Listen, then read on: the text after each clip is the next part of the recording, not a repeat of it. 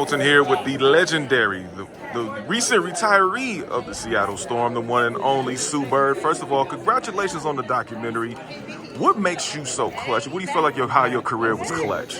Man, that's one of those things. I think if I had an exact answer for you, I would be able to bottle it up and sell it. The one thing I can say, and I think this goes for anybody, doesn't matter if you're an athlete, doesn't matter what your career is, your preparation is what gets you those moments. So when you turn on TV and you see an athlete hit a clutch shot, it didn't happen by chance, by luck. It happened because of years of training for that moment, preparing for that moment. Your illustrious career, you were at one point kind of on the fence wondering if you were going to come back for the extra year. Yeah. What was the definitive moment where you realized, okay, this was going to be my final farewell to basketball? Yeah, so I had been thinking about it in the course of the 2021 season, and I was on the fence, and I think the fact that I was on the fence means I had more basketball, but when the fans chanted one more year in my final game, immediately, I was driving home that night like, all right, I'm not done. Like, I'm probably coming back. I gave myself some time to make sure that wasn't just emotion, but I was like, all right, I'm coming back.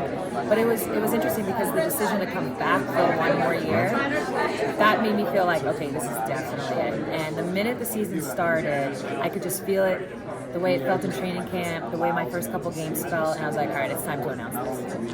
Why was it so important to bring this documentary now? And also, second part of my question is, why was it important to work and connect with Jay Ellis? Yeah, so it's interesting. This documentary has meant different things to me throughout the process, but I think now that we're here, premiere night, what this doc represents, yes, it's my story, but I think what it represents is a documentary about a woman's athlete.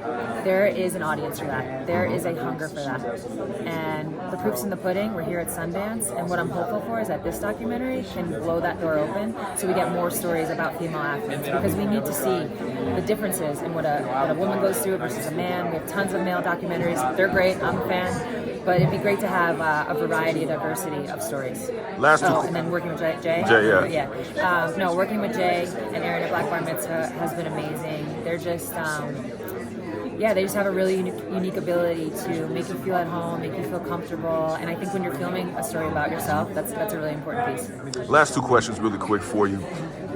We talk about you. We talk about Diana Taurasi, the Candace Parkers of the world, the Maya Moores of the world. In your estimation, who are the next ones in the WNBA that you say, okay, these are the ones that are going to continue to keep the torch lit? Yeah, the easy answer, A'ja Wilson and Breanna Stewart.